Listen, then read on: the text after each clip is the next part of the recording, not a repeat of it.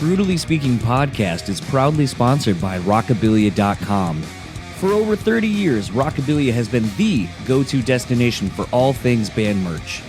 With over 500,000 items in their online store and collaborations with today's hottest bands, you're sure to find something you love. Use our code BREW10 at checkout and take 10% off your total order. So go pick up your favorite new piece of merch now over at Rockabilia.com. Now, on to the show.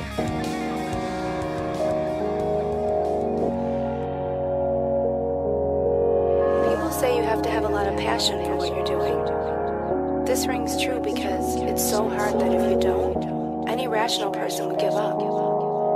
It's really hard, and you have to do it over a sustained period of time. So if you don't love it, and if you're not having fun doing it, you're gonna give up.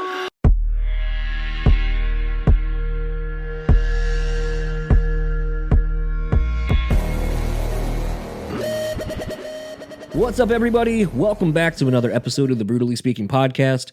I am your host, John, and this episode's guest is Cole from Trench. Their latest album, Between Inverted Worlds, is out now via Dynalone Records. This is a fun chat for a multitude of reasons, but I'm going to kind of focus on one of the other things that kind of had me excited about it was, honestly, the Misery Signals farewell show. I know I talked about it previously in other episodes of just kind of, getting in the car with friends, driving a few hours each way to go see a band one more time. And it feels serendipitous. I talk about how sometimes I don't know if things are happening in my life because I'm paying more attention to them, looking for a through line, or if there is kind of actually something more there of just like weirdness of this thing being presented in this day and time specifically. And as of when I'm recording this, it is September 10th, so this episode will be out on Sunday.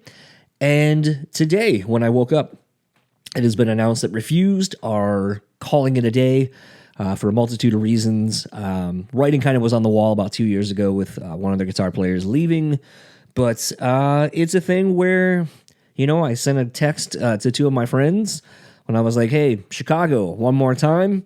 Because we all, when Refused got back together, we went to Detroit and finally saw one of the bands we always wanted to see. And honestly, it's still a night we talk about quite a bit for a multitude of reasons. And it just is fun to kind of be able to go experience these things with friends and kind of be immersed in music that makes you feel some type of way, has obviously associations with yourself, with friends, with certain eras of your life and so forth. And for me, Misery Signals is one of those bands. One of the people I went with was kind of one of the people to introduce me to the band. And, just kind of was the beginning of sort of our musical friendship language, even though that's not really a thing. But it was a thing where over the 10 plus years, decades plus of listening to this band, going to see them here locally and so forth, it's one of those where it's never easy to say goodbye to bands that obviously have a huge impact on you. And, Misery Signals for me was one of those bands, one that can kind of showcase the ability to play something very intricate and pretty and melodic and also have it kind of be more aggressive and kind of looking internally from a lyrical perspective. Getting to chat with Jesse a few years ago on the podcast was huge for me and for the show. That episode did really well. But it's a thing where it's kind of bittersweet saying goodbye to some bands. But I think what gets kind of interesting about these farewell tours and so forth is, from my perspective, the due diligence of kind of putting over, to use a wrestling term, a band that's on the come up that maybe you're excited about. And I think Misery Signals did a really good job with that. You could easily see them kind of going more of, we're going to play with bands that we came up with. And to a degree, they kind of did that. At our Midwest shows they had For the Fallen Dreams come out, and, they essentially played, I believe, Changes in its entirety. And so obviously that was a band that came up around the same time as those dudes, as well as, Trench kind of being the newer band on the block. And to see people showing up and showing out for Trench at the show was really cool to see. And like I said, it's bittersweet. And it's a thing where I kind of am looking forward to seeing what happens within the guys in Misery Signals. Obviously, Stu's got Comeback Kid. Carl, I don't know if Solace is going to come back.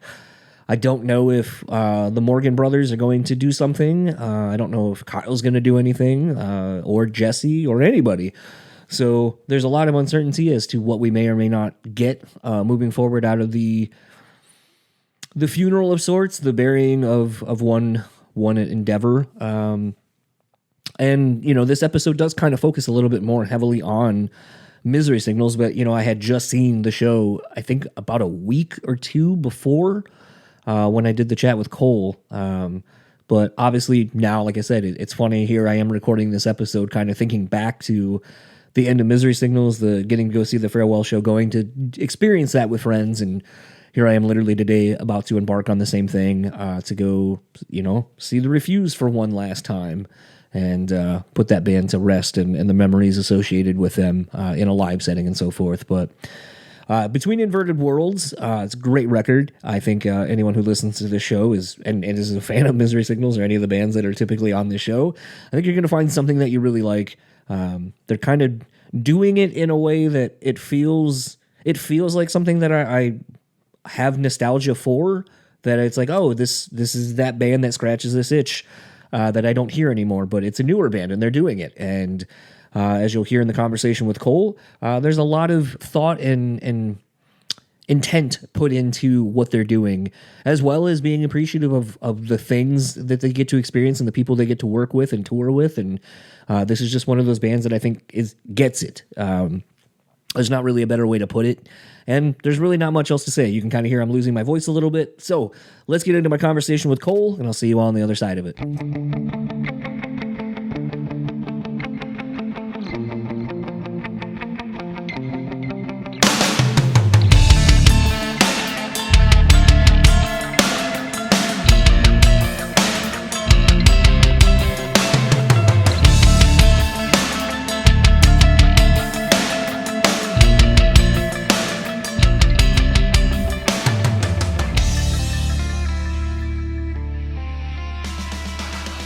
I gotta say, it was pretty cool seeing you guys in Chicago on that Misery Signals run.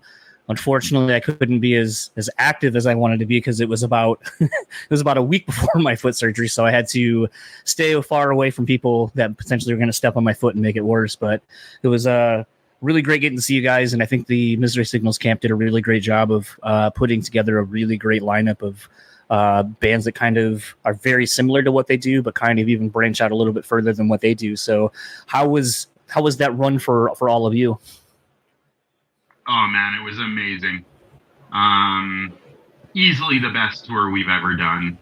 The Ms. Sigs guys, they handpicked all the bands playing, and I agree. I think it was a great package. I think it was diverse, but still cohesive, we played some really, really cool cities for the first time, including that Chicago show. Played awesome venues, met awesome people, got to watch Misery Signals every night. Doesn't get much better than that. And everyone on the tour was super cool.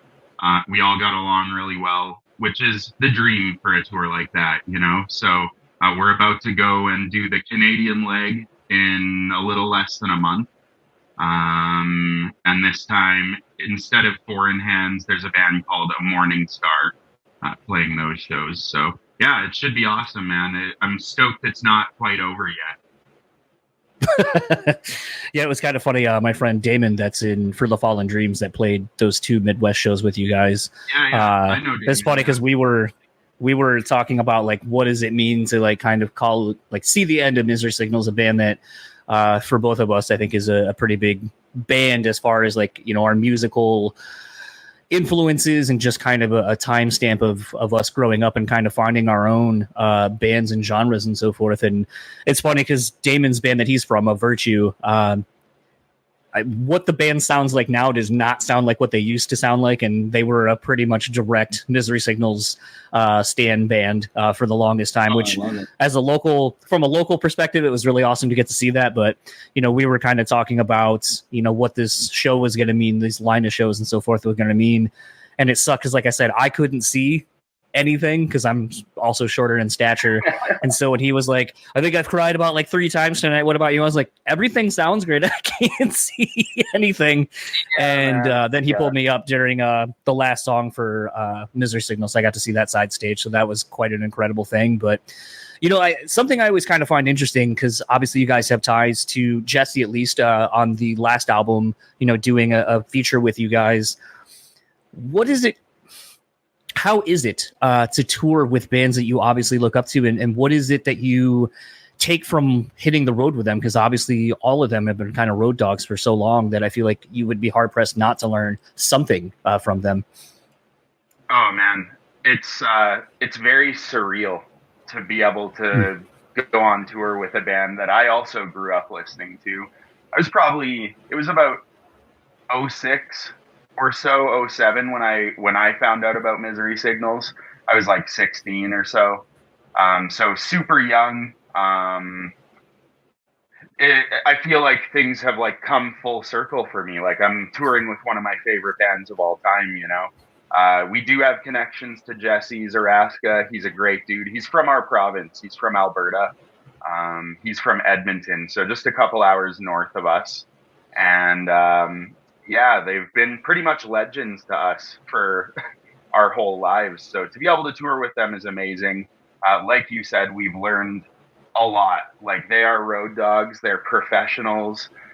They know what they're doing. So yeah, we've taken many bits and pieces from them, all the way from like cases for gear and stuff like that to, you know, stage presence and all that kind of stuff, writing, like obviously huge influences of ours. So to be able to see them do what they do every day, like all day from load in to load out, is a treat. We're definitely learning a lot from them. And yeah, man, it's super surreal for us. We can't believe it. We're still in shock that it's even happening, to be honest, you know? I just always feel like, you know, the road, they say, is kind of one of those places where it either makes or breaks you. And I feel like those that find their way on the road are those that pay attention to the intangibles, learn from everyone that can give you something. And I think you can apply that to life. I think people who are successful in life realize that you can learn from anybody in any situation. So I always kind of find it interesting to see the bands that I feel like when I'm looking at all of that, like I feel like you guys, and again, because I was back by your merch area, so I saw you guys, you know, chatting up everyone in Misery Signals merch line, you know, kind of trying to, hey, you know, did you see our set, and da-da-da-da-da, and just kind of trying to, you know, shake hands and kiss babies, as it were, even, you know, after the set, you guys were upstairs kind of, you know, in that really interesting green room that felt like an apartment, but was a thing where it just seemed like, you know, you guys were even kind of helping, you know, load in and out gear and stuff like that, and just kind of trying to be of service to people. So to me, I know a lot of people probably aren't noticing those things when they're going to a show and seeing you as, you know, one of the openers. But to me, those things stood out almost immediately of just kind of watching how you interacted. So it seemed like you guys obviously would probably be ones that really try to pay attention and just do the little things that are going to make this, you know, successful for you all. Oh, for sure. That's actually like a massive compliment. So thank you. It's cool that you noticed that stuff, because being the opening band on a tour like that, we really do feel the need to kind of just be as professional as we can, load gear, be as quick as possible with the changeovers, with our sound check. We really feel like it's a privilege to be in that position. And we want to make it easy for everyone, you know. We want to make it easy for the headliner, and we want to do well by the headlining band and the other bands, and we want to impress them too, you know. We want them to know that we are trying to be as good as we can at what we're doing right now. So it's awesome that you noticed that, because that just means a lot to us, you know. We pride ourselves on trying to be on top of our stuff, you know. And yeah, man, I think as far, even the other bands that we played with, like for the Fallen Dreams, for example, like we're always learning bits and pieces of everyone, how they do things. So it's really cool to be playing with bands like that as well, because we are constantly, taking things from bands that have been around for much longer than us, and it's really awesome to meet those guys. Damon was a great person. They all were. So yeah, cool to be meeting all those bands and being in those spaces with people like that. I'm sure if you ever decide to move here to Michigan, Jim will sell you a house. Oh hell yeah, that's awesome. He's a real estate agent. Yeah, it's funny. There's been a probably last summer-ish, I noticed he was selling the house literally behind my house. So I was like, oh, it's funny to see you selling homes around me. That's awesome. I love that. I kind of wanted to speak a little bit more. We're 3 days away as when we're recording this from the new record coming out. Something that kind of stood out to me, a few things. And if you've kind of talked about some of these ad nauseum, I apologize. I don't really like to look at other interviews because then I'm going to piggyback off of other people's questions. But yeah, no, the first thing that kind of stood out to me is we're getting a continuation of what I'll call the Blossom saga of sorts. How did that come to be? Was Blossom 3 always, was it something that when you had on the last album, Blossom 1 and Blossom 2, 3 might have been in the demo stages and just not ready to go? Or was that something that was entirely written and composed for this album? Good question. Yeah, the Blossom 3 was entirely written and composed for this album. However, we kind of just had the idea of wanting to do a Blossom 3 before we even wrote it. We just thought it would be cool. Hey, we've done Blossom 1 and 2, and Blossom 2 was very pretty. It was an instrumental. It was very melodic, and we had the idea of wanting to do a Blossom 3. We didn't know what that was going to look like. So we ended up writing a sort of melodic tune, and we decided, hey, this is the perfect Blossom 3. And even the lyrical content and stuff just goes really well with that Blossom theme. So it's got to be one of my favorite songs on the record for sure. I'm really proud of that one. Did you guys always know, if you're kind of pre-writing, or at least in theory, we know we want to do this, did you know that you wanted it to be how the album closed? I think we didn't, but as soon as we wrote it, we were like, this is the album closer. It's funny because we'll write songs and kind of pick and choose what we want, and then we immediately start looking at song structure. Once we have a couple songs worked out, we start thinking about song structure. As soon as we wrote Blossom 3, we all kind of looked at each other and we were like, this is the closer. We really love leaving on that kind of melodic, pretty but sad note. And hopefully that'll continue into the next project we do, whether it's an EP or an LP. I'd love to write a Blossom 4. We'll see what happens. Maybe it'll just stay a trilogy. I don't know. Well, I think what gets kind of interesting about that is sort of thinking of a band like He Is Legend with their China White series, where there's kind of, they have a couple of songs, but then songs don't have China White. It's not like China White 4, but if you know kind of the themes and some of the lyrical content and so forth behind it, you know that this is an extension of kind of that narrative of sorts, or this collection of songs that kind of is a through line between the discography. So to me, it always gets kind of interesting when bands start doing this. It's like you're either setting yourself up to where you're going to have to continually do this, or find fun and fresh ways to continue to do it for the fans that are like, okay, so Blossom 3 was on this on this album, and now we're getting another EP, and maybe it's not entitled, but this is sort of a continuation, and it just creates sort of these Easter eggs of sorts for fans that really want to dive deep with you and kind of take that journey of noticing these things that you're obviously curating for them. 100%. That's exactly what we're going for too, is just making it more interesting for people.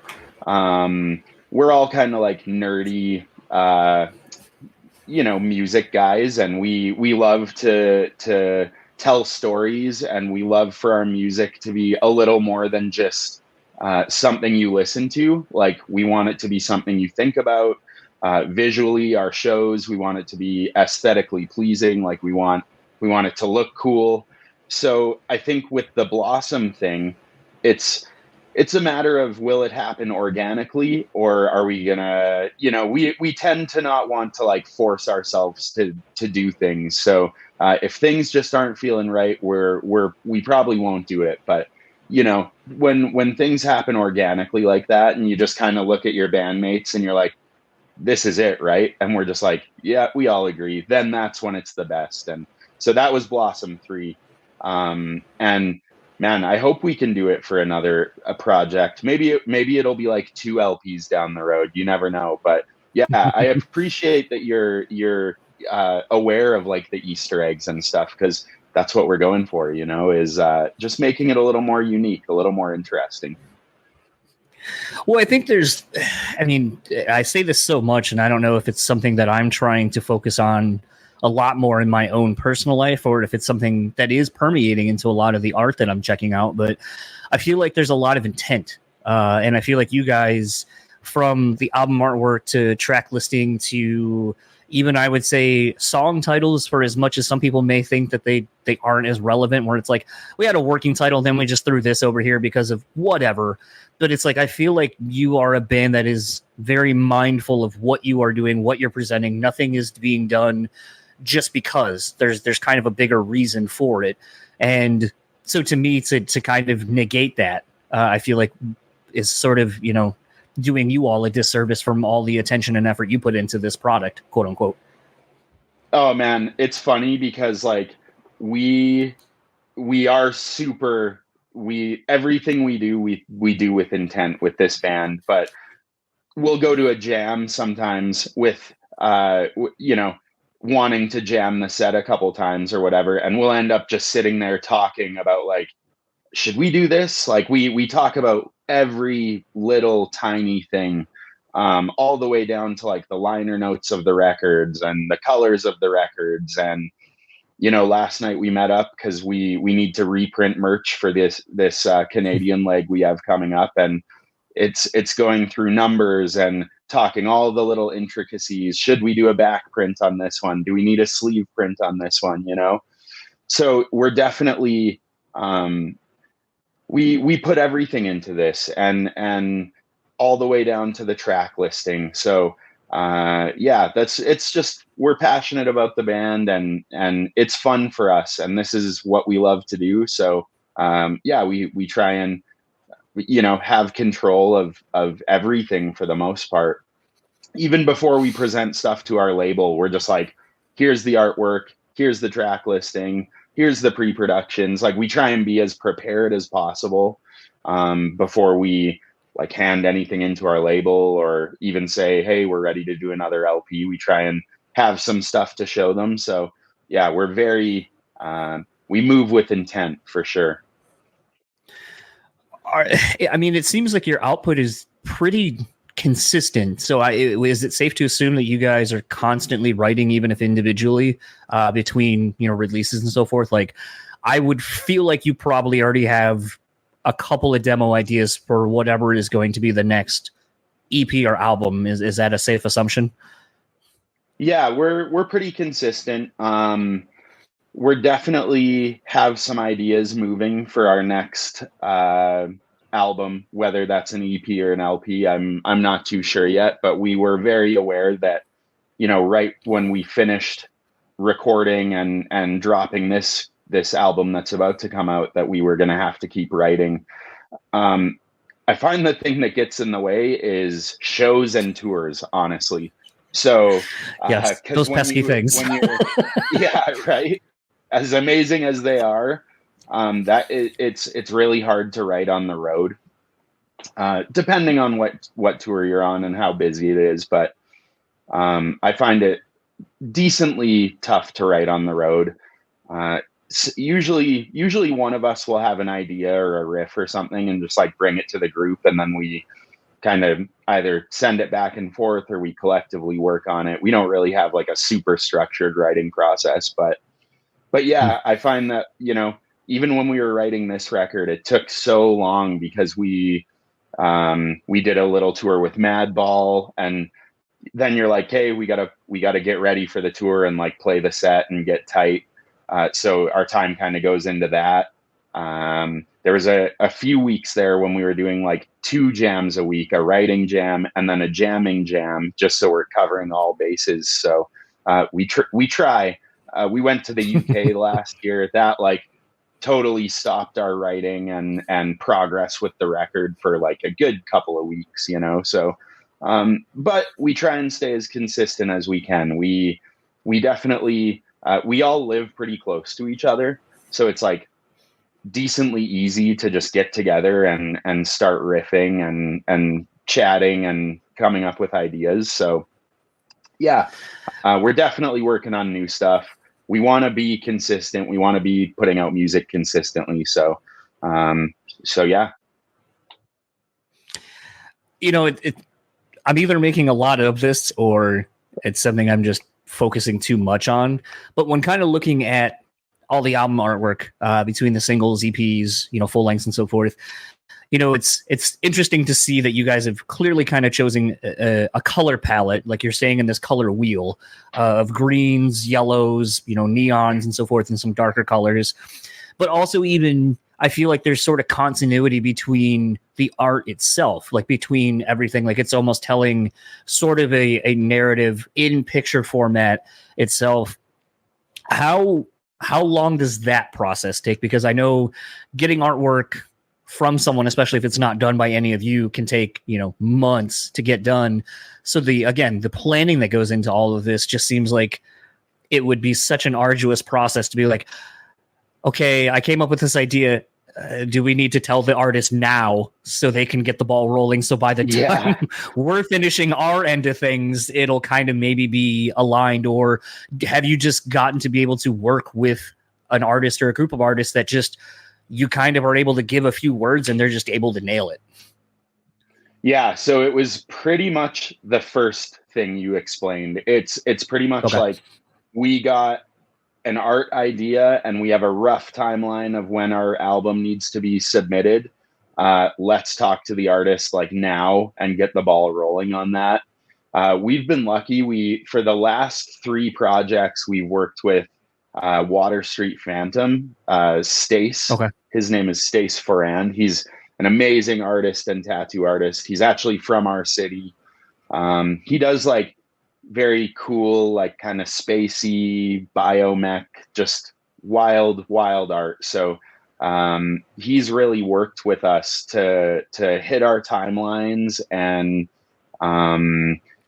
keep the story of the art going. Like the last 3 projects are all his art, and they're all you can tell they're his art, and we like that continuity. We like that cohesive artwork for those projects. So he's been amazing to work with. We pretty much tell him a loose idea and he just takes it and runs with it. And everything he's ever delivered to us, we've been blown away by.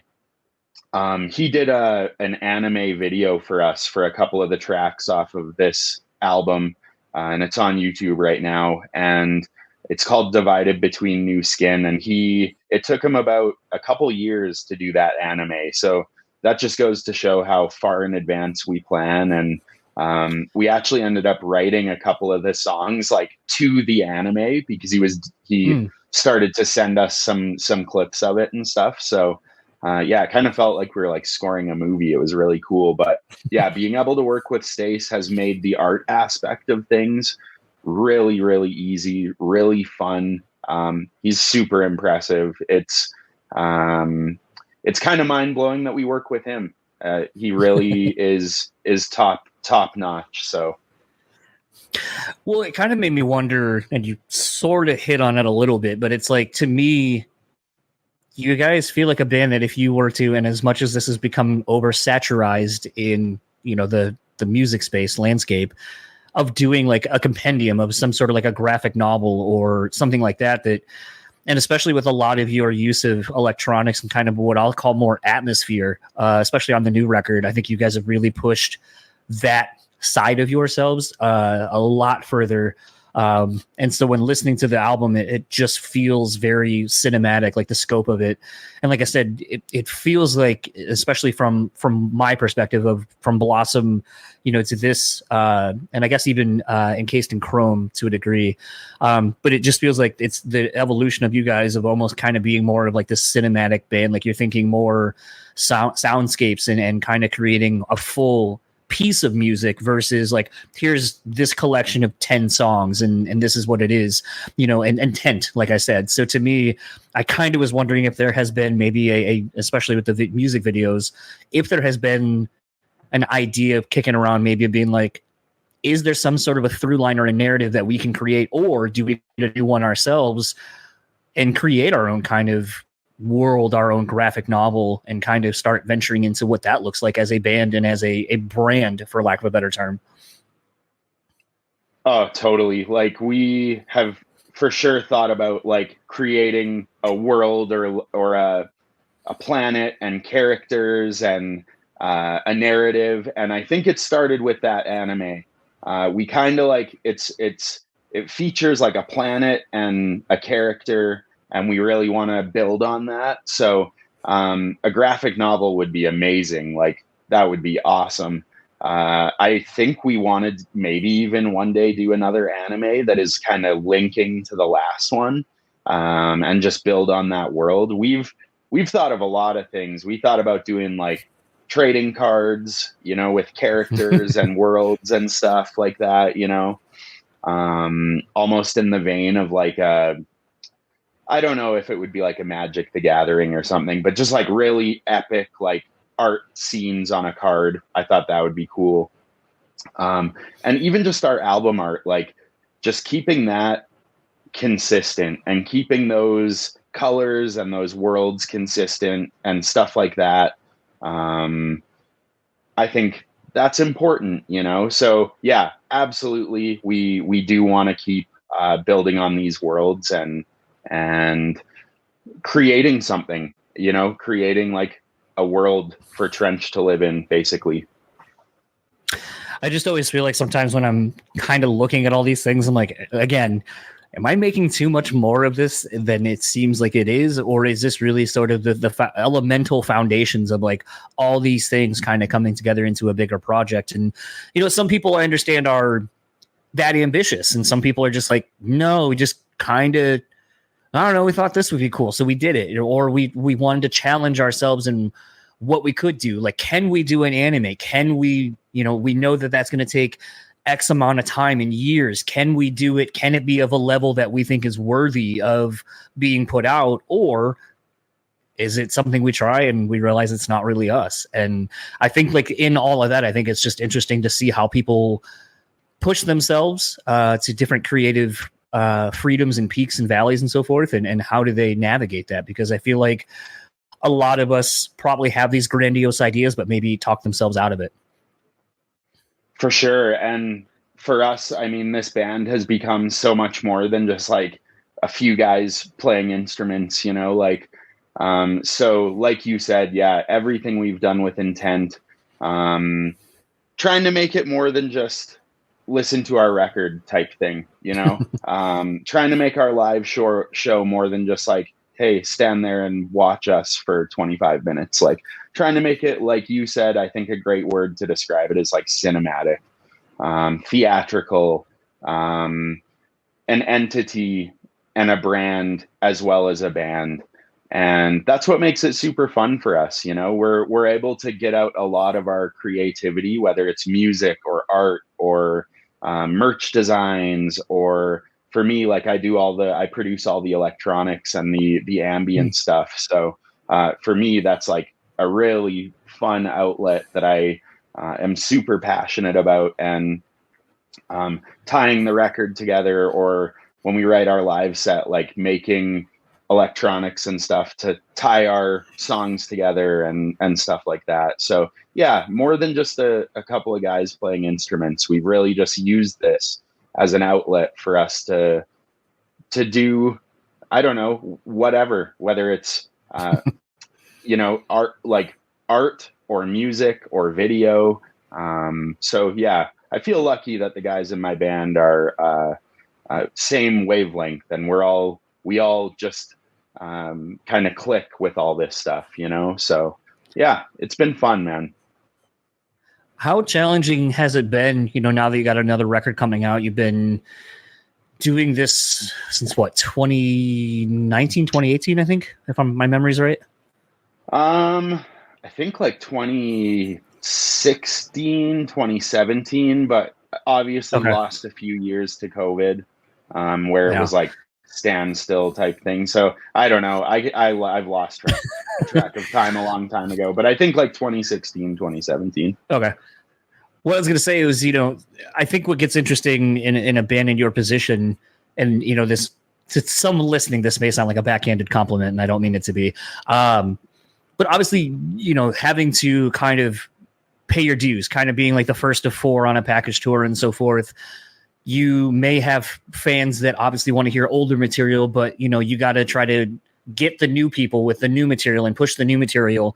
How hard is it to kind of navigate putting a set list together now that you have like such a wealth of a catalog at this point, where you got to satiate old and new people? Yeah, it's really hard.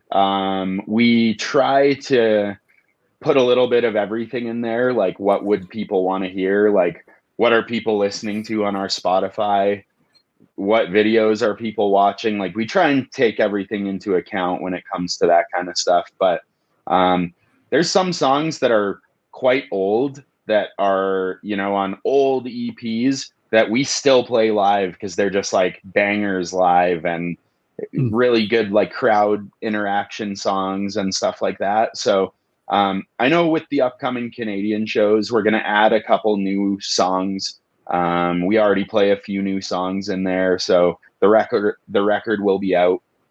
So we figured, hey, let's add a few new songs and maybe boot some older ones. So yeah, we're gonna slowly transition into playing like a lot of the stuff off this new record, couple old bangers, and tie it all together with some like cool samples and stuff like that. We pretty much write our set list on a whiteboard first, including like with samples, and then we go to the computer and put all of those songs together in Pro Tools and then like add the samples and just see how it sounds. So it's a really like weird, interesting way to put a set list together. Then we like go to our jam space and like actually jam the set. So yeah, it's been fun trying to figure out our set list for these Ms. dates. Yeah, but more new stuff for sure.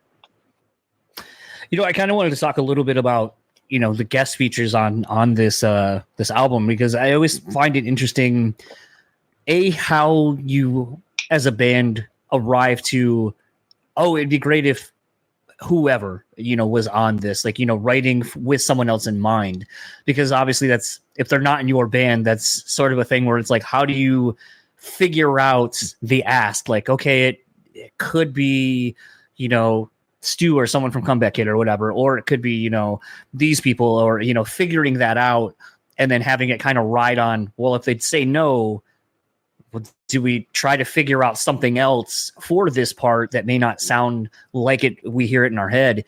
And I think one of the interesting ones, and again, if you've gotten this question quite a bit, I apologize, but it's been really interesting to see Dust to Bone with Dallas on it, because the comments have been really funny of like, it's really cool to hear Dallas on something this heavy. And I'm like, oh, I guess in my head, I always think of Dallas as from Alexisonfire, not necessarily City and Color first and foremost. So when people make this comment, it's interesting to, I guess, the newer generation of his fans, or the fans from City and Color, probably don't maybe know that he does or came from a heavier band or has been involved in heavier music first and kind of segued into more of the what he does, the folky kind of singer-songwriter thing. So how was it to kind of, I guess, reintroduce his fans to him doing heavier stuff? It's been fascinating for one. And it's been awesome. Like, yeah, I try not to read comments, but I've been reading the comments on the Dust to Bone stuff. And I also find it amazing that I think you're right. Like the newer generation maybe is a little more familiar with the City and Color side of things than the Alexisonfire side of things. But when us as a band were like, we want to do a song with Dallas, it made total sense because we're all fans of Alexisonfire, and being Canadian, they're legends here, and we all grew up listening to that band. Like they were one of the first quote unquote like heavy bands that made it to Much Music or MTV from Canada, so for us that's huge. And we knew that it would make sense to have him on the song because of the Alexisonfire roots. And he's done this before, and he's been a part of heavy music before. But he's also City and Color, which is, not a heavy band. But those are his roots. So I know he appreciates the metal and hardcore scene, and I know he appreciates that music. And I've known Dallas for a really long time, and Matt Kelly, he played the pedal steel in Dust to Bone. He also plays in Alexisonfire and City and Color. And he's been my friend pretty much my whole life. I used to play in bands with him back in the day. So we had both of those guys on the song, and they're just a dream to work with. And once the song came out, I thought the feedback was really amazing.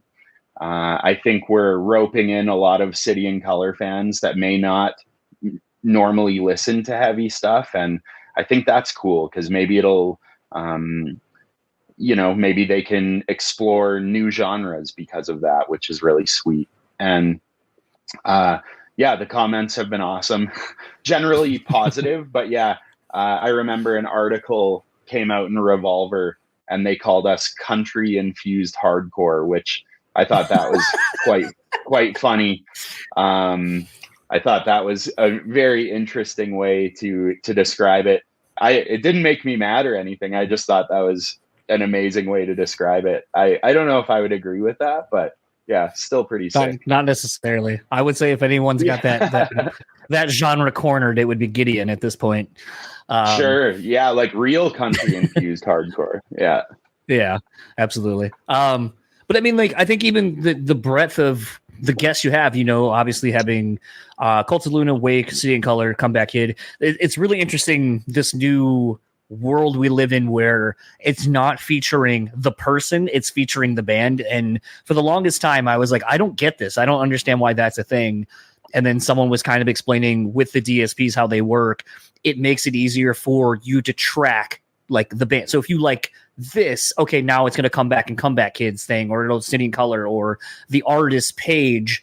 And once it kind of was explained like that to me, I was like, okay, that makes more sense. But it's kind of not it's not like you're having all of Comeback Kid on the on exactly. the song. So it's a little bit misleading when you see the full band name on there as a feature. But it I mean, obviously Comeback Kid ties to Canadian punk and hardcore and stuff like that. I feel like just the breadth of everyone you have on, I think, is a really interesting. When I saw that in the promo link for the album, I was just like, none of these bands go together, but somehow they do all to go together. And so I guess kind of walk me through how you got the other features and how you knew that those were the right bands for these songs.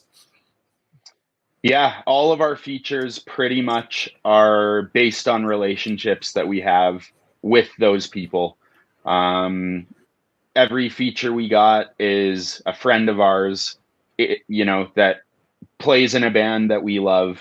And I would say when we were talking as a band about getting the features, we all agreed with the 4 that we wanted on the record, which is super cool. And it was really cool that everyone said yes. But so Dallas, I mean, I kind of touched on it, but I've known those guys for a long time. I can't remember where I saw him, but anyway, we were talking about, man, you should do a feature on our record, etc. Maybe kind of just not really thinking it would actually happen, but hey, throwing it out there, you got to shoot your shot, right? Then the next time I saw him, he brought it up and was like, man, I think we should get that done. I think that'd be cool. And I was like, whoa, okay. and just kind of going from there. And he actually did that feature while he was on tour. They like set up a little studio in their green room and made it happen, which was so cool of them. So endless thank yous to Dallas and Matt and their whole band. Kind of took a little part of making that happen for us. So that's kind of how that feature came to be. Andrew from Comeback Kid, Andrew Neufeld, he's been our homie for, I've been going to Comeback Kid shows since I was like a young kid. They play Calgary, where I'm from, like all the time. So I've had the pleasure of seeing them about 150 times in my life, which is amazing. And, I've just become an old band I was in went on tour with Comeback Kid probably over a decade ago. And yeah, we've just kind of been homies ever since. And again, just texting him and being like, hey man, we have a cool song. We think you'd be perfect for it. Here it is. If you're interested in being on the feature, like, we'd love that. Let us know. And he just texted back. He's like, this song rules. Let's do it. I'm down. Like, he was just super down, he's just a good guy. And he did it for the cause, and he didn't have to do it. And he was all about it. And yeah, very fortunate for Andrew Neufeld. He's a really good friend and big supporter. And another surreal feature, just being a Comeback Kid fan and a Figure 4 fan, of course. And Cult of Luna feature. This one's really interesting, but Johannes, Cult of Luna, they put us on one of their like top 10 lists for the year last year for our EP for Encased in Chrome. And they said we had one of the top 10 records in their opinion of the year. So I pretty much went on the Trench account, Instagram account, and saw that the singer Johannes was following us. And I just like cold messaged him and told him that we were huge fans of theirs and that we were blown away that they're fans of ours.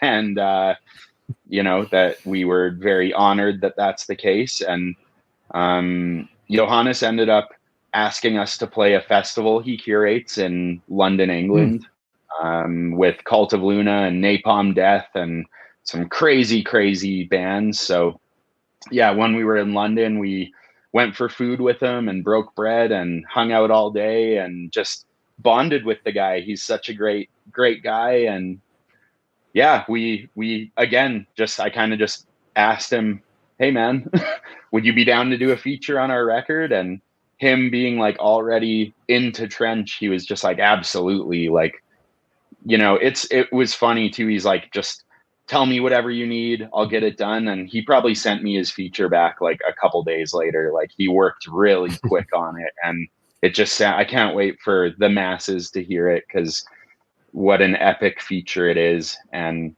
yeah, we'd love to play more shows with them one day. That's bucket list for us.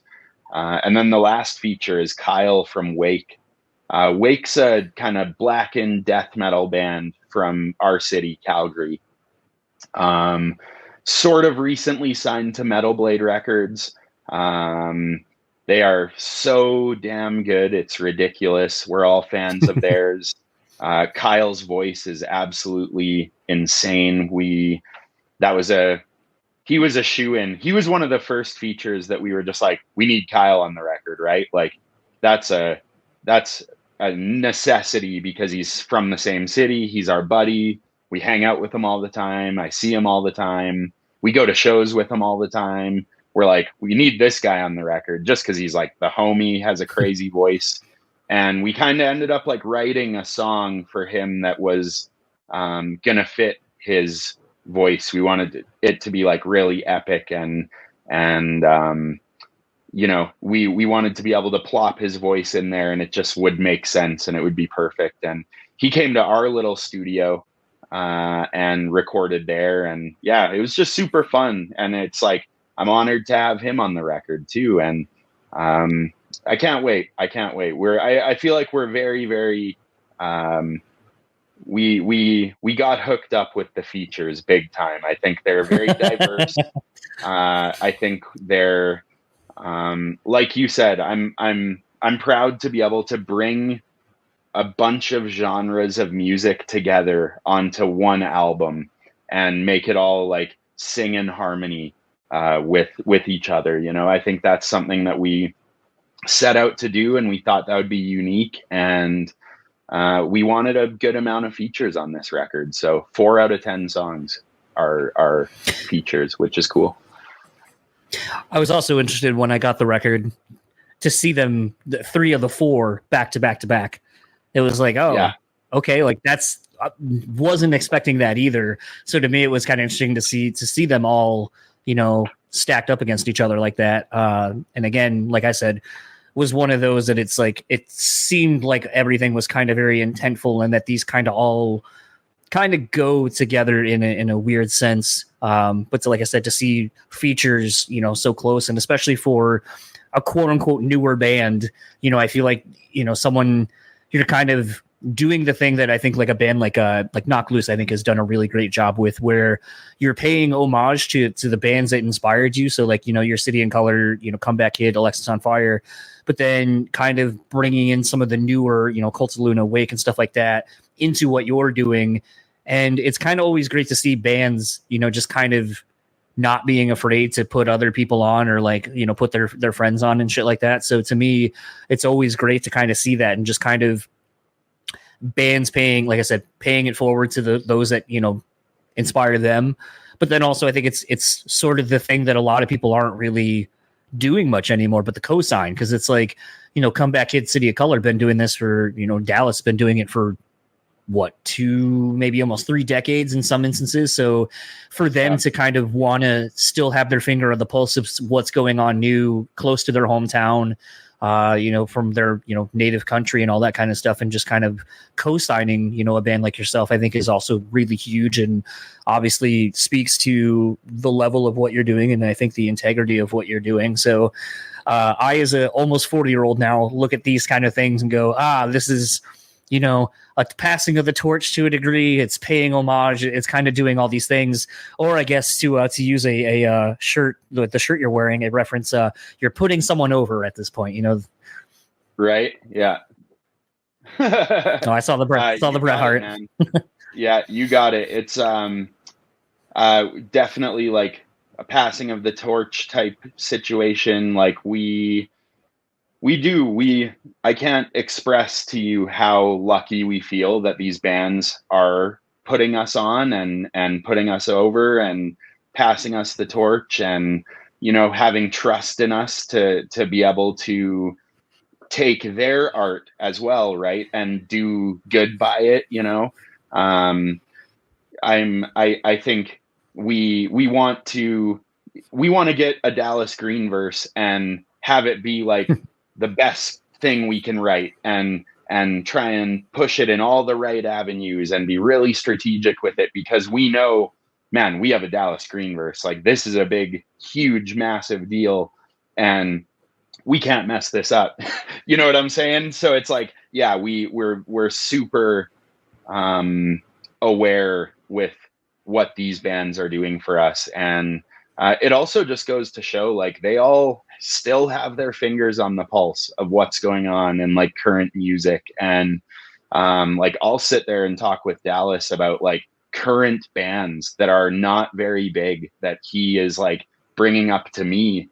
And he's like, have you heard of this band? Have you heard of this band? And Johannes, Cult of Luna, same thing. Like, he found us, and we are not a big band, right? So that just goes to show, like, he knows what's going on, and he listens to a lot of new music and current stuff. And even though he's like a legend in the game that's been doing it for decades, right? So I think these people all have like such a love for music that it's like, yeah, why wouldn't you keep checking new stuff out and wanting to be inspired by new bands and stuff like that? Because all of their bands inspired us and what we do.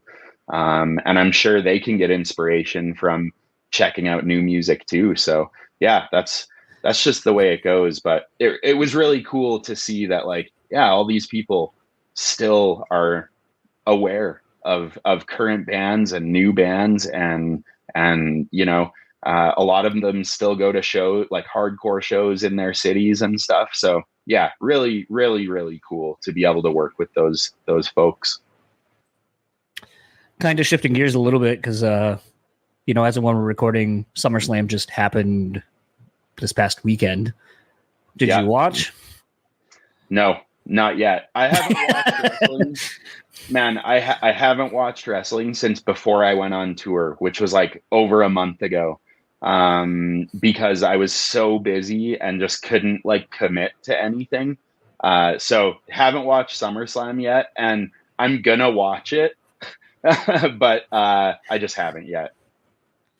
I was gonna say it's been really interesting to see sort of and I would say it seems like WWE has done a really good job with this. I'll say more NXT in recent years than the main product, but and AEW to a degree has kind of followed in the footsteps of kind of not necessarily having songs that people like created for the wrestlers of their talent, but like actually going out, like, CM Punk with Cult of Personality, obviously being a big one, but I'm thinking like Rhea Ripley with like Motionless in White, wrote her song, or at least as I understand how that process works, they probably gave them a template and then kind of said, do your thing to this song. But it's a thing where, like, is that something that you feel like you would enjoy doing at some point down the line, like getting an offer to come up with a theme for somebody? Dude, that is like my dream. Like if a wrestler asked me or Trench to make a song for them for their entrance, like that's literally a dream of mine. I know Colin from Twitching Tongues does a lot of AEW themes, and I like he kills it, man. Like he thinks about every aspect of that entrance, and he's not sticking to one genre. He's doing all sorts of stuff. That's been really impressive to watch. I would love to do something like that. I know Ethan Page. I think he just won the NXT belt, actually. There's a rapper does, or did his music, a guy named Valid from Detroit. I don't know if you've ever heard of Valid. And when he did that, I was like, man, that is sick too. Like, jealous. I want to do something like that. So, I would love to. I thought about like just cold messaging wrestlers and being like, yo, we're Trench. Like, we'll write you a song that you can just like have, and we'd love you to use it or something, we'll collab on something or whatever, I mean, it worked for Code Orange with Bray Wyatt. So yeah. To that's play a pay-per-view or something would be absolutely just bucket list. Like, would love to check that off my bucket list, but we'll see what the future holds. Just talking about this right now, I'm like thinking in my head, I'm like, should I like tell our label or talk to like someone about this and get the ball rolling on something, but well, I think if literally just using what you've said to me in this almost hour, you talking about how you got your features, like most of it was through someone you knew. You just kind of, I don't want to say manifested it, but you put it out there, kind of floated it to somebody. So to me, I would almost be like, it's a little bit harder to be super into the indie scene, with there being so many different indie promotions and, all over the countries and so forth and territories. But to me, it's like, if you were to find someone, that I think has a pretty good social, like an Ethan Page or like a, Danhausen kind of did for a little while. Seems like he's kind of regressed off of a lot of the socials and doing all the blogs and so forth. But, finding someone like that who's kind of at a level, but still kind of in the indie scene, kind of a little bit lower, that probably still is, if they're not running their socials, maybe a person removed away instead of a team away from what they're doing, and just being like, hey, we really like what you're doing. Would love to do something with you, even if it's just, you coming out to a show or of ours or, whatever. Like, if I've learned anything in doing this for, almost 8 years and just seeing how the internet has worked, the fortune favors the bold when you just throw shit out there. So who knows, man? Like, there could be someone that's really into your, like CM Punk even could be listening to your stuff, obviously being into punk and hardcore, and maybe be like championing you guys, like, all you need to do is, maybe a tour with Harm's Way or something, because him and Bo were just hanging out at an event the other day, and like you're a person removed from all these encounters that could set up something else down the road. So you never know.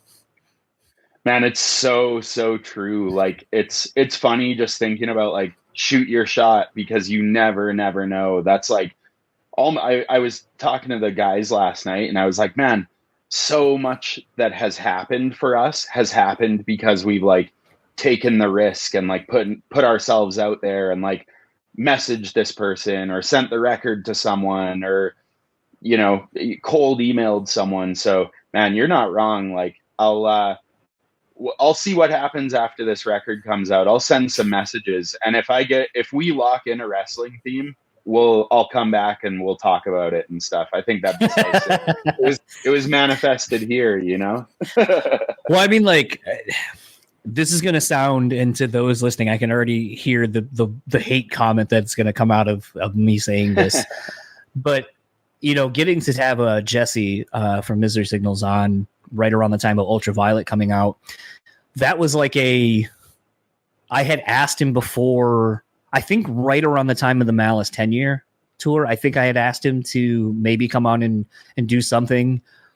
And it was just a perpetual, well, we got to wait for this tour to get done. Hey, it looks like we're going to do a split 7-inch with someone. Let's get that done and ready to go. And then we can talk about that. Then it was, well, I think we're going to do this tour. Then we're going to do that. And it was just one thing after another. So it took like 4 years from the initial, yeah, let's do it, to it actually happening. But I think what was really great in that is that Jesse and I had kind of built a rapport over the years of just, DMing sporadically and getting to kind of know each other a little bit more. And there kind of being a little bit more of a trust between him and I, because, I had kind of voiced my sort of frustrations with the documentary that they had put out that Mixon had done. Okay. Kind of how it painted, Carl at the time and stuff like that, and just a lot of things. And so, I kind of was, at the end of kind of our conversation, I was like, I was really expecting when you sent me the record that Carl would be on this, like that there would be sort of like that kill switch moment of like when Howard took over for Jesse, Jesse was on a track on End of Heartache. And then when Jesse came back on the record that they had done post Howard was on, the next record with them with the Signal Fire. So there's always kind of been that like passing of the torch. Hey, we're still good. Everyone's still fine kind of a thing. And I honestly really expected that with them, because it just kind of seemed like something that they would do, because it seemed like they were kind of all homies like that. And so it was kind of interesting to have Jesse kind of be like, from my perspective, I see a lot of similarities in how things went down between me getting kicked out of the band, then Carl joining, Carl getting kicked out. Now I'm back. I would love nothing more than to figure that out. But I think for some other people, there's things that have got to be worked out. So it was really interesting when this tour got announced, the farewell tour, and they were both doing it, that I was like, I don't want to say that I made it happen, but I think having an honest conversation from me as a fan to Jesse about what I was expecting in the band and what I kind of had thought was going to be a thing, maybe, and obviously news sites picking up on that years and years ago, but it's like, maybe that was sort of the beginning of that healing process for everyone to kind of be like, maybe this is the way it should be done. And even if there's still some problems or whatever, like, we need to be adults and kind of move forward and kind of work through our own things, because it's for the betterment of everybody. This isn't just any one individual's thing. It's all of ours. So it's kind of interesting when you say, like, sometimes you manifest things and something bigger happens just from talking about it. I've had that happen a handful of times on here. And like I said, I'm not taking credit for these things, but I do believe in the thing of, like, sometimes just saying it out loud gets the ball rolling, maybe starts the healing process. If there's something, some past traumas or whatever that you all have to work through as people, that I've seen it happen countless times on this, that it's like, that kind of shit does happen. I think you just have to be willing to understand it and kind of speak it into existence, and then kind of actually put it into motion from there.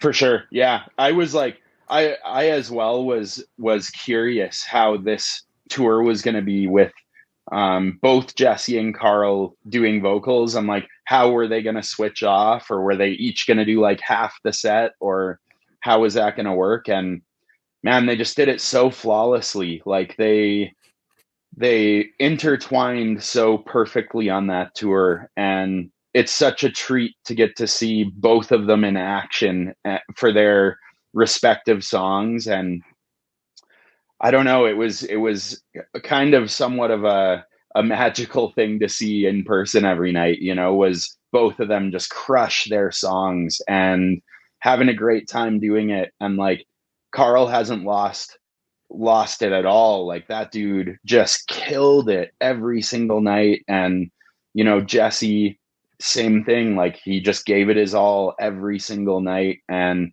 man, what a treat it was. And I'm so happy that they made it happen that way.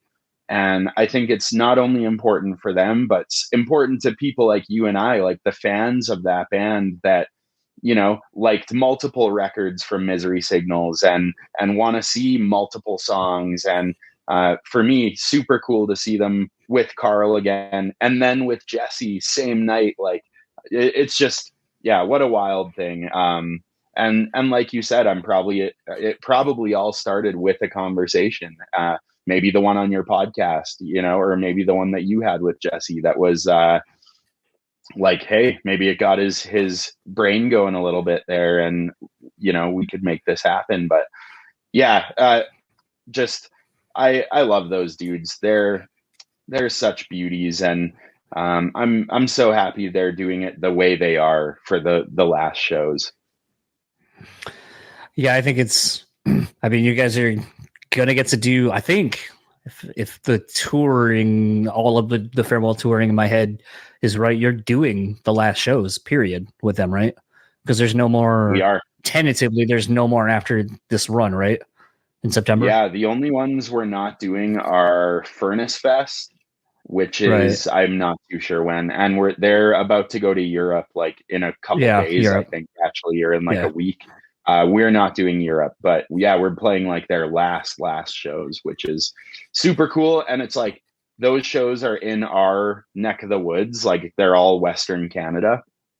So it'll be awesome because so many of our friends and family and their friends and family are going to be able to come out. So yeah, it's just going to be very, very epic. It'll be sad once the last show happens. I'm not going to lie, might shed a couple tears that night, you know, just not only like the end of an era and the end of a legacy, and well, not the end of a legacy. They'll always have their legacy, but the end of, you know, this legendary band that shaped my band and that shaped my bandmates, the way we write music and stuff like that. And then all the times we went on tour with Misery Signals, and just knowing, man, I'm never going to get to tour with like this band anymore. It's going to be a very emotional night. So, but also positive, like they're ending on such a high note. They're just doing it so properly. It's very, they're doing it in like a very honorable way and trying to hit as many cities as they can and play to as many people as they can. So it's a bittersweet, but like beautiful thing for sure. Why do you Canadians always know how to do things in such an elegant, graceful way that doesn't feel like a cash grab? Because even like with the Alexis shows and stuff like that, you know, because I finally got to see, I did it right. There we go. I finally got to see Alexis before my birthday 2 years ago, 2022. Yeah, 2 years ago. So my 38th birthday. And I had never gotten to see the band because it's always something funny I talk about quite a bit is being, you know, getting ready to turn 40 in about a month, living in an era where you had to pay for internet and you had to pay for cable and all this stuff. And so we didn't have smartphones the way we do now. So being as connected to everything didn't exist. So there was an era, probably like 4 or 5 years of my life where it's like, I just kind of was able to scrape by. And there was so many things that I just didn't get to do or see or know about because I just had no way of knowing. And so it's funny to like think about like the band, like Alexisonfire, like the amount of times they probably came through and it's like, oh, I can't afford to go, or they're playing Detroit and I don't have a car, so getting the hour and a half to get there or somewhere else or whatever. Like things that I don't think the generation of kids that can go to shows now understand. Like I even was joking the other day, there were so many great tours that I wasn't able to see because, you know, I wasn't 18 when they were like 18 and up. And then it was like, oh, this is a Jaeger sponsored tour. So you had to be 21 up to see like Typo Negative and like Biohazard and Korn and things like that. And it's like, well, I wasn't 21, so I couldn't see that show. And it's like those kind of barriers or entryways to seeing these great bands don't really exist anymore. Like everyone kind of now is spoiled in that they're all ages shows. Everyone gets to see whatever band they want to within reason. And I feel like we're spoiled in that sense now, but I feel like it has created, when I see bands like, you know, the Misery Signals thing, I just bought tickets and I was like, I'm going. I haven't seen the band since like 2010, I think maybe a year after that, but I haven't seen the band, never saw them with Jesse because that just wasn't in the cards for me back at the time, because half the time they broke down and didn't make their shows. So it's a thing where it's like, lately I've just been buying tickets to bands and it's like Alexisonfire, never thought I'd get to see them. So it's like when they came back, I was like, fuck, I'm going. I don't know how I'm getting there. I don't know what day it is. I don't know if I'll have money to buy merch or whatever. I have to go. And it's funny to see that, where it's like, I think, you know, I kind of was thinking about that at the Misery Signal show, where it's like you have so many people that are just here traveling from all over, you know, because they were kind of doing spot dates that made it easier for like Michigan people to come to Chicago, Illinois, whatever, putting the right bands of kind of more regional bands, like for the Fallen Dreams, for those two shows. But just kind of making it a thing where it's like, could they have probably tried to book bigger rooms? Could they have stretched this out, you know, for a year and a half, 2 years to really hit all the A markets, all the B markets, C and D markets, and just really stretch this out? They could have. But there's something kind of even in how they've been doing all of it. Like I said, that's just, and even Alexisonfire, that was just kind of very graceful, very, this is what we're doing. It's not a cash grab. We're not doing it for anything other than the fact that we want to say our proper goodbyes. This is the time, the frame that we have to do it. We hope you make it out. If you don't, it is what it is. And like, there's something kind of nice about that versus, you know, like the Kisses and so forth that are like, we're dragging it out over the next 7 years. Come see us. For sure. I fully agree, because it feels like it actually is like the end, you know, as sad as that is. It feels like the Misery Signals thing won't be dragged out any longer than these dates that are already announced. So it's like you said, it's like, here's where we're playing. If you can make it, awesome. If not, that sucks. But this is what we're doing. Right. And I have a lot of respect for that too. And I have a lot of respect for the way Alexisonfire does business as well, and the way they book their shows, and the way they Alexisonfire is interesting because I feel like every market they play is like a little different for them. Like in Canada, they're playing like arenas here, right? I don't know what they're playing in the States, and I think they do pretty nice well. Theaters. Like big nice theaters in the States.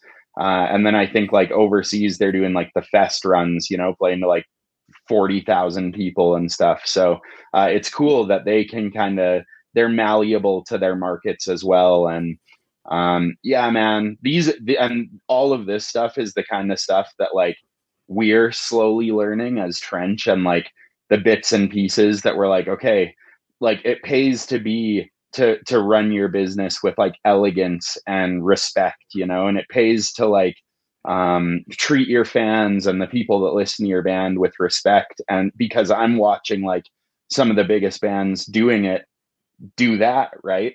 And they become so successful, and their fans become so loyal because of that, whether it's the way they route a tour or what they do on the tour, like the Jesse and Carl both being on the tour type of thing. I think that's like very much like an ode to the fans. And same with Alexis, like doing their US theater run, like very much like hey, we haven't played the US in a long time. Like, I think we probably owe it to them to rip a quick run in the US, you know? And to me, that's really cool.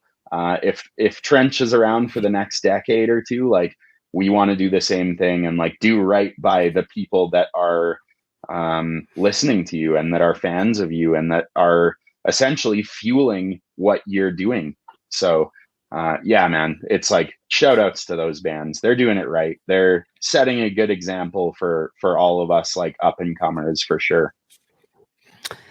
Last question I like to usually ask someone, since we're so close to the release date, it's twofold. Do you have any superstitious things you do on release date?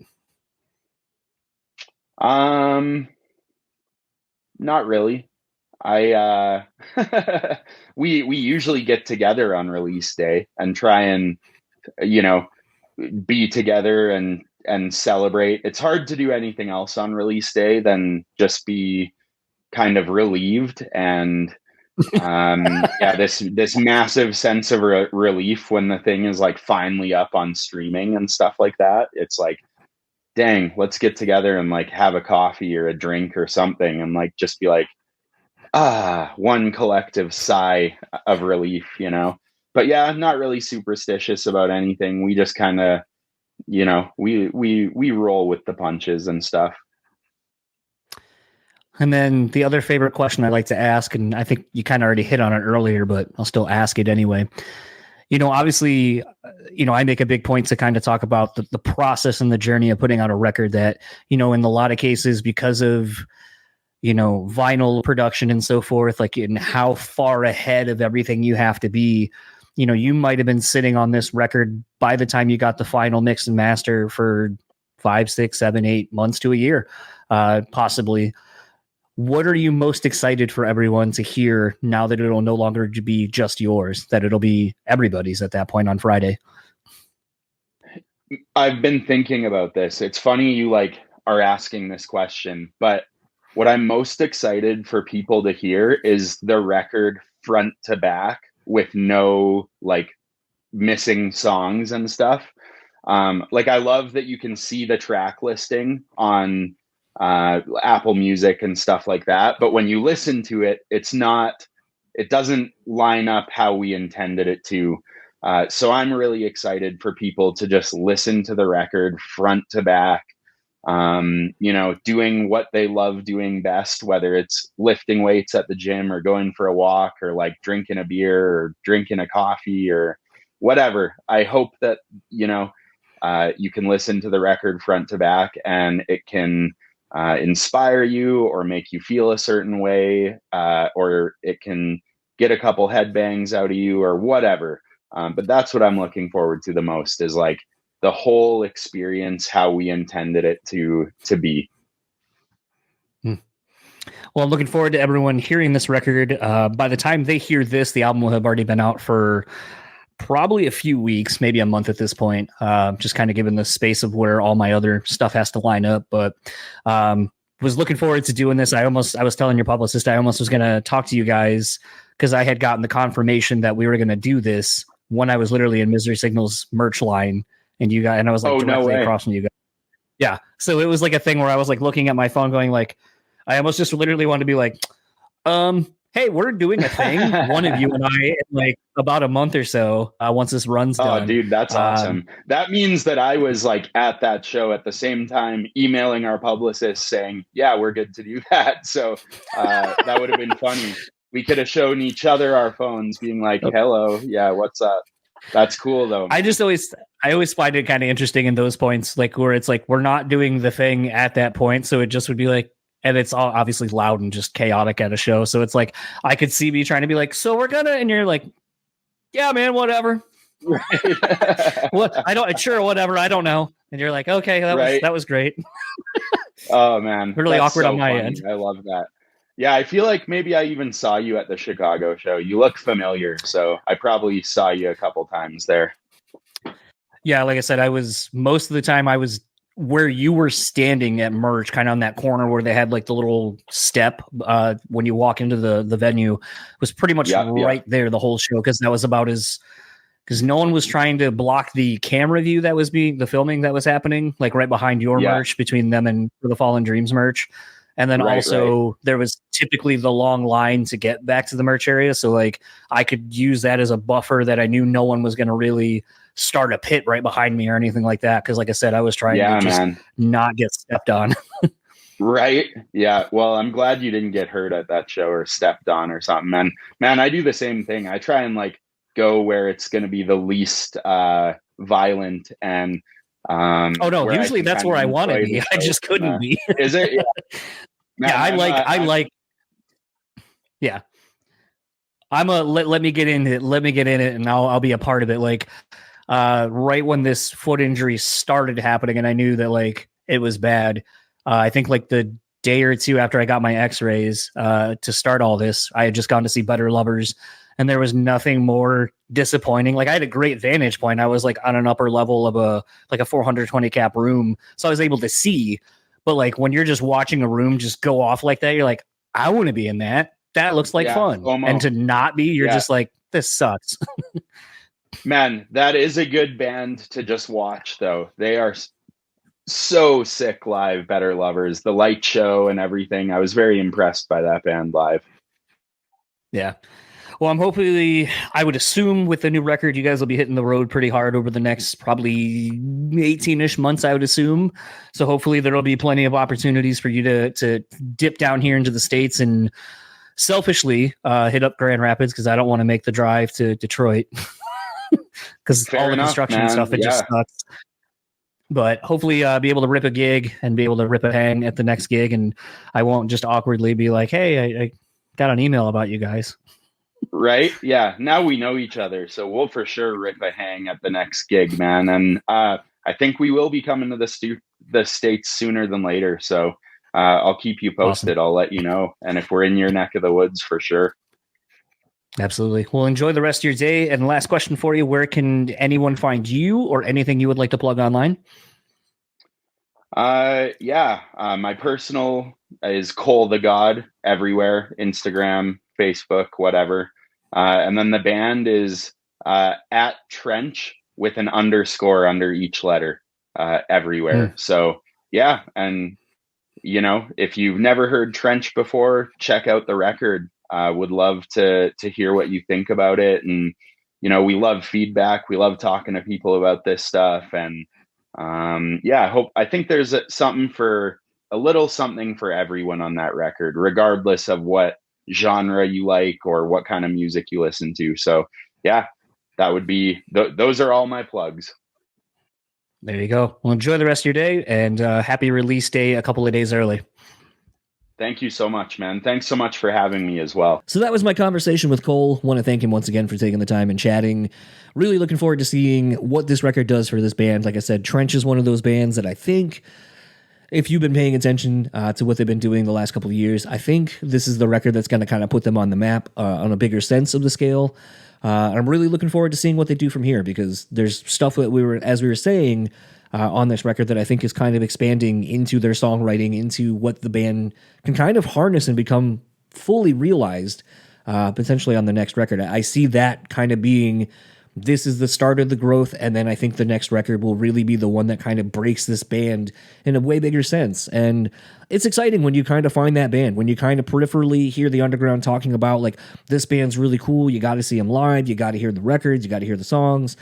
And when you kind of start seeing more and more people in the scene kind of saying that, and then, they deliver with a record like this, it's definitely one where it gets you really excited to see what they do. Like, for me, this almost feels like Knocked Loose on Laugh Tracks is the album that kind of made everyone take notice of the band. And if you saw them on any of the support tours they were doing around then, and then subsequently once their next record came out, that was the one that kind of, like, everyone's eyes were on it. What are you going to do? And the band just fucking delivered, and obviously continues to deliver. So it's one of those things where, to me, when you kind of see this is sort of, as a fan, the exciting time to, like, hop on with a band and be like, all right, you're starting to get that momentum. You're starting to kind of get it. Like, what are you going to do when you've kind of put it all together and all the stars are aligning? Like, now what? And I don't know. It's exciting. It's exciting to be, almost 40, been listening to this, style of music for 20 plus some odd years or so, and just getting excited about seeing a new band getting ready to pop off. And honestly, from the sounds of it, it sounds like these guys really want it. They're doing it the right way. And like I said, intent is everything. As I get a little bit older and I think more about these things, I kind of gravitate and really enjoy people who know what they're doing. It's not just some fly-by-night thing of, oh, we just did this and then it just happened and we don't know and we don't know what we're doing. And it's like, man, you gotta know. You gotta, or at least like you can not know for a part of it, but at some point you definitely need to kind of go, oh shit, there's eyes and ears on this, and this needs to be treated a different way than in the manner we've been doing it as such. So very excited to see what's going on with these guys moving forward. I'm going to start wrapping up this episode because obviously you can hear my voice is a little shot. I think I'm getting a little sick. The weather here in Michigan has been erratic at best. It's been like low 60s, kind of mid 60s or so, 70s. And then apparently now this week it's going to be like back to 90 something. So seems like it's hitting the whole U.S. here. I saw California is getting hit with like another heat wave of 100+ degrees. So I do not feel envious of them. But you know what? I'll take it. I'll take the fall weather. Fall is one of my favorite times of year. Wife and I are already getting very nestled up with, she made some chili the other day. We've been buying pumpkin flavored everything, cider. We got some donuts from a cider mill. And doing the whole thing. Football season's back. I won my first game of fantasy football thanks to Christian McCaffrey for not playing, so I could eke out a win. And yeah, it's new season, and I'm here for it. We are here for it. Hopefully you are as well. Otherwise, well, you got another half a year to go before we're back into whatever era of seasons you enjoy. But if you'd like to keep up with Trench, you can go to their website, go to dinaloanestore.com/collections/Trench, and that will take you to their merch, to buy the album in the physical sense, CDs, vinyl, so forth. Like I said in the conversation, a lot of attention paid to the art that accompanies the album and so forth. So pick up that beautiful vinyl. They did a great job of matching colors and so forth and carrying on with the continuity, color scheme-wise, and lots of cool merch. Otherwise, you can go to Facebook at Trench THC. It's also going to be their Twitter handle, and Instagram is at Trench with an underscore between each letter. If you like keep up with Cole, you can find him on Instagram at Cole the God. That's THE God. I did not find a Twitter for him. I don't remember if he said that there was one. I don't recall there being one. I searched for it. Could not find it. It does not exist. And if you find it, you're a liar. You're a liar, and that's not really him. I'm thoroughly convinced. If you'd like to keep up with the podcast, you can find us simple enough at BrewSpeakPod on all the major social media platforms. Email me at brutallyspeaking@gmail.com. And if you would like to rate, review, subscribe, whatever you can do on whatever platform you are listening to this on, please do such. It helps me out tremendously. And also helping me out tremendously is our sponsor, Rockabilia. So head on over to rockabilia.com, look at their online store where they have hundreds of thousands of items in there. Constantly updating it with different collaborations. If you've been following them on their socials the last week or so, you'll see that they're teasing their Halloween collection that's probably going to be dropping pretty soon. And I know last year I picked up one of the Chae hoodies that they did for Halloween, and it was really cool. And actually, it was funny. I think it was either Travis or Porter that was like, I need to get one of those. And I don't think they did. And that's sad for them, but good for me.